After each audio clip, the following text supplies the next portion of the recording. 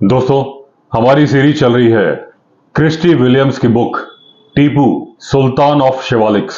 पिछले एपिसोड में आपने देखा था कि एक बुल एलिफेंट यानी कि इक्कड़ हाथी के बारे में कहानी थी जो कि रायवाला ऋषिकेश एरिया में रात को फसलें खराब करता था। एक किसान राम प्रसाद के यहां पर आ गया था, उनके घर को तोड़ने की कोशिश की थी, उनकी फसल खा गया था और उन लोगों ने आग जलाकर टीपू को भगाया था। अब इसके आगे की स्टोरी सुनते हैं। अब जब गांव वाले अपनी व्यथा सुना रहे थे, जिनमें कि राम प्रसाद भी था, उन्होंने क्रिस्टी विलियम से कहा, कुछ भी कीजिए, इसको जल्दी पकड़िए, कुछ ना कुछ एक्शन लीजिए। क्रिस्टी ने जवाब दिया, हम बहुत जल्दी इसे कॉलर पहनाने वाले हैं। अब गांव वालों को यह तो समझ नहीं आया कि कॉलर पहनाने का मतलब क्या होता है, लेकिन उन्हें यह जरूर लगा कुछ ना कुछ तो हो रहा है। अब क्रिस्टी ने रामप्रसाद से पूछा कि तुमने देखा क्या ये हाथी मस्त पीरियड में है। दोस्तों, मस्त पीरियड उसको बोलते हैं जब हाथी की आंखें और कान के बीच से एक लिक्विड बह रहा होता है, ब्लैक कलर का नजर आता है, क्योंकि उससे हाथी की स्किन गीली हो जाती है। ये टेस्टोस्टेरोन लेवल हाई होने की वजह से होता है और इस पीरियड को बोलते हैं मस्त पीरियड। इसमें हाथी बहुत ज्यादा तोड़फोड़ करने लगता है। इसलिए क्रिस्टी ने पूछा, क्या ये हाथी मस्त पीरियड में है या फिर इसका कोई पैर इंजर्ड है, यानी चलते वक्त ये लंगड़ा रहा था क्या? तो रामप्रसाद ने जवाब दिया कि ये तो मैं देख नहीं पाया, लेकिन हाँ, एक बात देखी, इसका एक दांत जो कि दायां दांत है वो टूटा हुआ है। अब फॉरेस्ट रेस्ट हाउस में बैठ के क्रिस्टी विलियम सोच रहे थे कि कल सुबह जल्दी वहां पहुंच जाना है और इनके मन में विचारों का तूफान आ रहा था। जो उन्होंने इंफॉर्मेशन गैदर की थी वो उसी के बारे में सोच रहे थे। क्रिस्टी सोच रहे थे कि चलो अच्छा हुआ किसी को चोट नहीं आई, और ये भी सोच रहे थे कि यह हाथी कितना बदमाश है, कितनी दिलेरी के साथ गांव वालों के ऊपर चार्ज करता है, फसल खाते वक्त भी डरता नहीं है। अब क्रिस्टी ने सोचा कि 30-40 साल पहले ये खेत उसका घर रहे होंगे और वो ढीठ इस जिद पे अड़ा है कि मैं अपना इलाका छोड़ के नहीं जाऊंगा, और इसी वजह से उसका नाम रखा गया टीपू, क्योंकि मैसूर के सुल्तान टीपू सुल्तान, उन्होंने भी अंग्रेजों के सामने यही किया था कि ये मेरा घर है, मैं इसे छोड़कर नहीं जाऊंगा। अगले दिन AJT और डॉक्टर प्रदीप मलिक, जो कि वेटनरी डॉक्टर थे उस इंस्टीट्यूट के, और डॉक्टर सुरेंद्र गोयल, जो कि क्रिस्टी विलियम्स के फैकल्टी सुपरवाइजर थे, और उनके साथ में था क्रिस्टी विलियम्स का अच्छा दोस्त यशवीर, जिसने काफी काम किया था आइबेक्स के ऊपर, जो पहाड़ों के ऊपर पाया जाता है, उस पर उन्होंने रिसर्च की थी। अब राजाजी नेशनल पार्क के दो पालतू हाथी प्रेमकली और अरुणधति, ये दोनों भी आ गई थी इस कॉलरिंग ऑपरेशंस के लिए। अब क्रिस्टी बोलते हैं कि पालतू हाथी और ट्रेंड हाथी सबसे बढ़िया उपाय है किसी हाथी या टाइगर को डार्ट करने के लिए, और उसके पास जाने में थोड़ी सेफ्टी भी रहती है। तो ज्यादातर डार्टिंग ऑपरेशंस में पालतू हाथी का उपयोग किया जाता है अगर जमीन में बहुत ज्यादा खड़ी चढ़ाई ना हो। अब जो टीम थी उसको क्रिस्टी ने कल की घटना जो गांव वालों ने उनको बताई थी उसके बारे में एक ब्रीफिंग दी। डॉक्टर मलिक ने पूछा कि आपको क्या लगता है टीपू कितना बड़ा है? अब क्रिस्टी ने कहा कि शायद 10 फीट का होगा। उसके कंधों की ऊंचाई, दोस्तों एशियन एलिफेंट के लिए 10 फीट की ऊंचाई काफी अच्छी ऊंचाई होती है, क्योंकि अफ्रीकन एलिफेंट की ऊंचाई भी 11.5 फीट के आसपास होती है। जब यह सारी बातचीत चल रही थी तो AJT, यशवीर और डॉक्टर मलिक फॉरेन विस्की की चुस्कियां ले रहे थे, साथ में तली हुई मछली का स्वाद ले रहे थे। अब क्योंकि क्रिस्टी को रात को ट्रैकिंग पर जाना था, इसलिए उनसे नहीं पूछा गया कि लिटिल लिटिल लोगे क्या, लेकिन यशवीर ने कुछ पैक चुरा लिए। ट्रैकिंग से लौटने के बाद क्रिस्टी ने विस्की का आनंद लिया। अगले दिन सुबह 4:30 बजे मेघराज और रामशरण के साथ क्रिस्टी निकले टीपू का पता लगाने के लिए। अब प्लान यह था कि क्रिस्टी इन दोनों को वहां छोड़ आएंगे और बाकी लोगों को लेने के लिए वापस आ जाएंगे। अब सुबह सुबह काफी अंधेरा था और मिस्ट छाई हुई थी और सोंग नदी के ऊपर साफ साफ कोहरे की तरह से नजर आ रही थी। क्रिस्टी को पूरी उम्मीद थी कि आज टीपू किसी न किसी गांव पर हमला करेगा और बहुत ही आसान होगा उसे डांट करके सुलाना और कॉलर पहनाना। लेकिन टीपू टीपू था, वो उस दिन आया ही नहीं, अपने जंगल में छिपा रहा। और उसको तलाशने के बाद Christy Williams forest rest house लौट आए। अब सुबह सुबह जब क्रिस्टी फॉरेस्ट रेस्ट हाउस आए तो बाकी लोग चाय की चुस्कियां ले रहे थे। उन्होंने पूछा, क्या हुआ, हाथी मिला? जब इन्होंने बताया कि वो आया ही नहीं तो बाकी लोग थोड़ा डिसअपॉइंट हुए।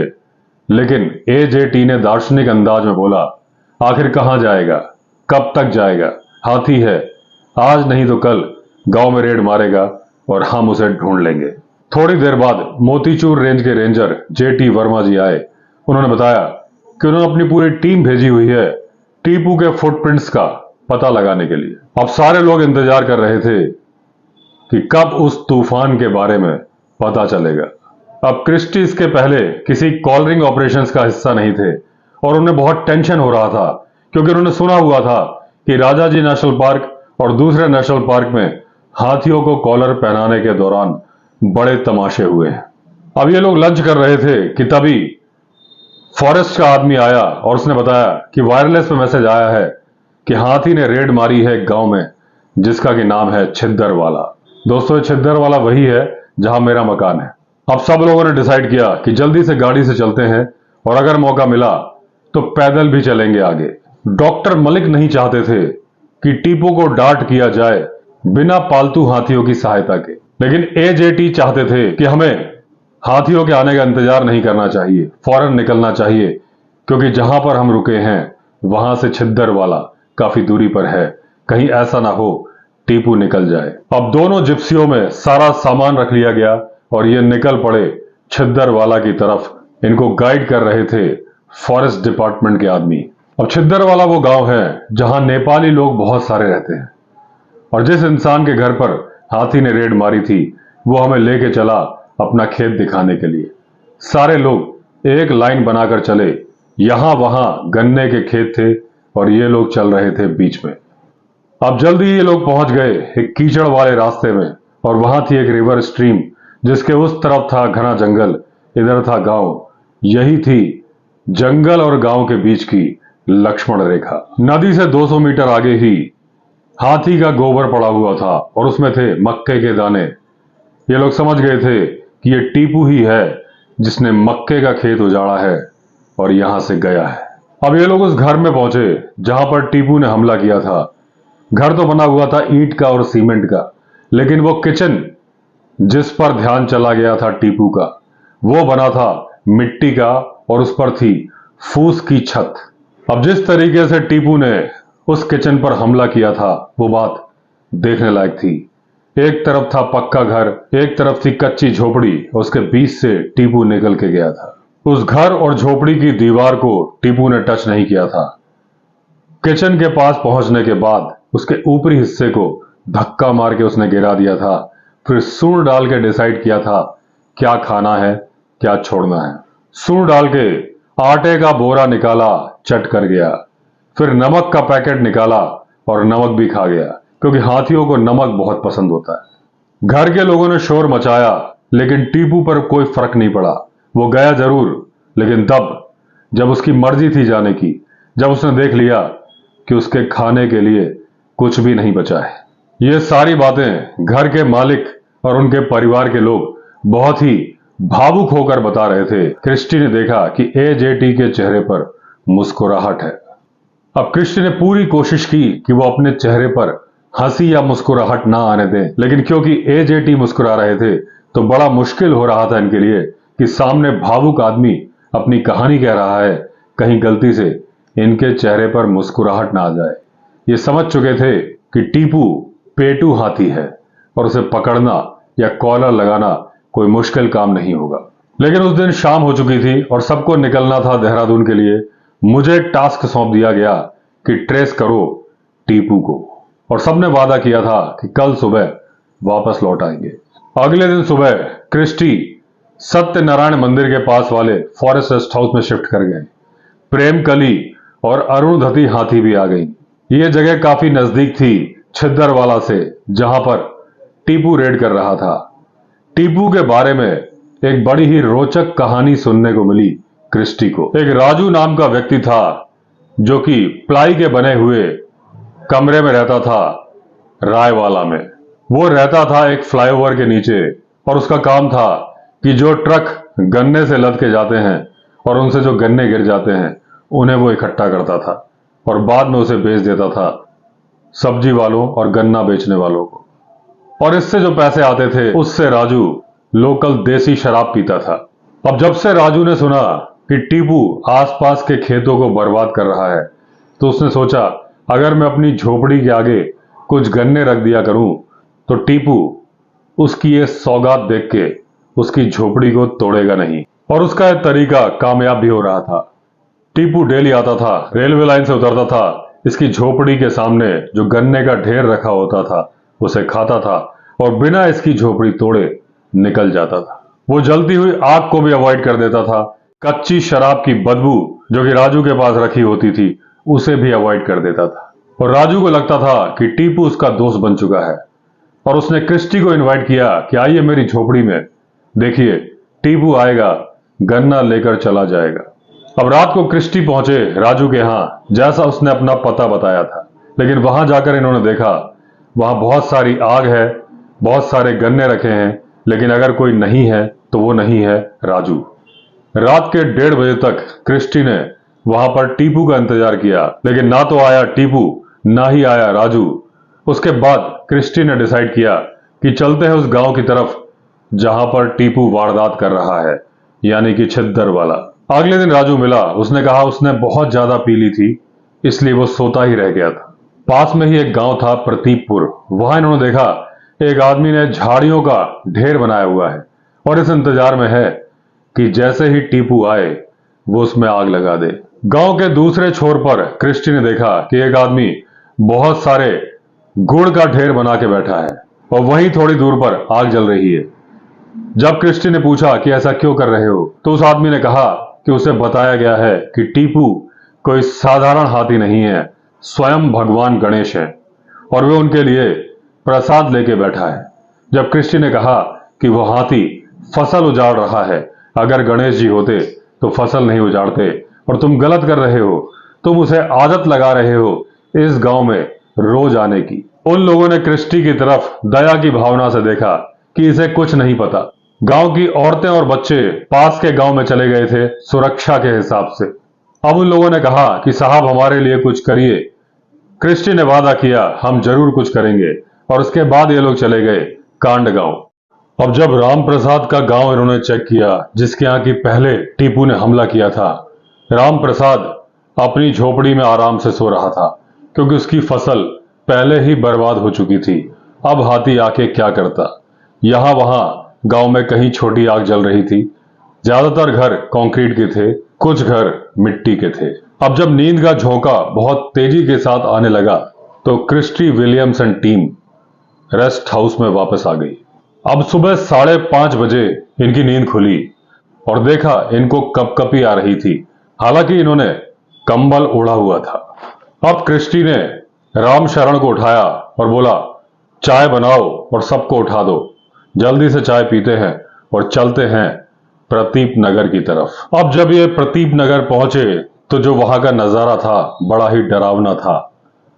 जहां पर लकड़ियों का ढेर रखा था उसके पास जो झोपड़ी थी उसकी छत निकाल दी गई थी और ऐसा लग रहा था दीवार पर किसी ने सर मारा हो। जैसे ही इन्होंने जिप्सी वहां पर खड़ी की, लोग घरों से बाहर निकल आए और घेरा बना लिया। वो लोग बहुत ही गुस्से में थे और हालांकि क्रिस्टी को हिंदी उतनी ज्यादा समझ में नहीं आती थी, लेकिन उनको इतना समझ में आ रहा था कि वो लोग कह रहे थे आप लोग भी बॉलीवुड की पुलिस की तरह से हैं, जब सारा घटनाक्रम हो जाता है उसके बाद आते हैं।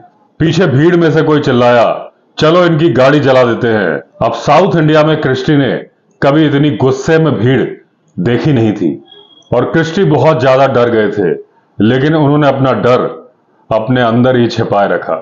अब एक यंग आदमी था जो कि कम गुस्से में नजर आ रहा था। क्रिस्टी ने उसे साइड में बुलाया और पूछा कि साफ साफ बताओ हुआ क्या है। अब उसने बताया कि जैसे ही आप लोग यहां से रात को चले गए उसके बाद धीरे धीरे लोग अपने घरों में चले गए कि चलो थोड़ी नींद पूरी कर लेते हैं, जहां जहां आग जल रही थी वो भी धीरे धीरे बुझने लगी थी। अब गांव के बगल से जो कैनाल बह रही थी, टीपू ने उसे क्रॉस कर लिया था और बुझती हुई आगों की तरफ बढ़ रहे थे टीपू के कदम। वो परछाई की तरफ आगे बढ़ा और उन लोगों ने जो गुड़ रखा था उसने आराम से गुड़ को खाया। तभी एक गांव वाले को एहसास हुआ कि बुल एलिफेंट गांव के अंदर ही है। उसने शोर मचाया और दूसरों को खबर दी। अब टीपू को पता था कि शोर करती हुई भीड़ को कैसे भगाना है, क्योंकि उसे पहले भी मालूम था कि जो शोर मचाते हैं उन्हें बस इतना ही बोलना है, जरा सामने तो आओ छलिए, छुप छुप छलने में क्या राज है। और वो छलिए फिर से निकल लिए। अब जब छलिए निकल गए तो टीपू निकल गया गांव के घरों की तरफ और उनके बांस की छत खींच खींच कर उन्हें गिराने लगा। अब टीपू आग से भी नहीं डर रहा था, क्योंकि आग बुझ चुकी थी और उसने अपना एक पैर बुझी हुई राख के ऊपर रखा, यह बताने के लिए कि मुझे मालूम है अब इसमें जलन नहीं है। टीपू के पास था बहुत साल पुराना रेड करने का एक्सपीरियंस। उसे मालूम था कौन सा कमरा किचन का कमरा होता है और कहां पर मिलेगा उसे खाने का सामान। उसने एक किचन की छत उठाई, उसमें से आटा खाया और जब आटा खा लिया दीवार को गिरा दिया, यह देखने के लिए कि अब क्या बचा है खाने का सामान। अब जब उसे कुछ खाने का सामान नहीं मिला, अगले घर की तरफ बढ़ चला। यही प्रोसेस दोहरा के उसके बाद अगले घर की तरफ। अब टीपू बन चुका था तबाही की मशीन। अब एक घर की दीवार उसने तोड़ी तो उसे मिली सिलाई मशीन। उसको उसने हवा में उछाल दिया और उसके बाद उस पर पैर रख दिया। ना सिर्फ सिलाई मशीन चूर चूर हुई, चूर चूर हो गए उस महिला के सपने जो सिलाई करके अपना घर चलाना चाहती थी। इतनी सारी तोड़फोड़ के बाद टीपू को अगर कुछ मिला तो एक आटे का बोरा। इस दौरान गांव वाले शोर मचाते रहे, एक चीज पर दूसरी चीज को मारते रहे कि ताकि टीपू इरिटेट हो जाए। हालांकि वो डर रहे थे कहीं ज्यादा इरिटेट होने पर इनकी तरफ ना आ जाए। करीब 5:30 बजे टीपू चला गया रेलवे ट्रैक की तरफ। अब क्रिस्टी ने अपने असिस्टेंट को ऑर्डर दिया कि प्रेम कली को उस तरफ ले जाओ जहां टीपू गया है। अब क्रिस्टी को लग रहा था कि जिस रेस्ट हाउस में ये लोग रुके हैं उसी में ट्रेंड हाथी रखना कितना फायदे का सौदा था। कॉलरिंग एफर्ट में महावतों का बहुत योगदान था, क्योंकि ट्रेंड हाथी सिर्फ अपने महावत का कहना मानते हैं और दूसरी बात, महावत वाइल्ड हाथी की लैंग्वेज भी जानते हैं, क्योंकि इतना समय उन्होंने पालतू हाथी के साथ गुजारा होता है। अब रामशरण ने बताया कि प्रेम कली तैयार हो रही है और हबीब, जो कि उसका असिस्टेंट महावत था, उसने टीपू को रोड क्रॉस करते देखा है जब वो एक चाय की दुकान पर बैठकर चाय पी रहा था। तब तक में कॉलरिंग वाली पूरी टीम आ गई थी जो कि देहरादून चली गई थी। बस उसमें यशवीर नहीं था। डॉक्टर मलिक ने डार्ट तैयार करके एजेटी को दे दिया। दोस्तों, आज के एपिसोड में इतना ही। बाकी की कहानी कवर करेंगे अगले एपिसोड में। अगर आपने चैनल सब्सक्राइब नहीं किया है तो चैनल सब्सक्राइब कर दीजिए। चलिए फिर मिलते हैं, तब तक के लिए all the best. Vande Mataram.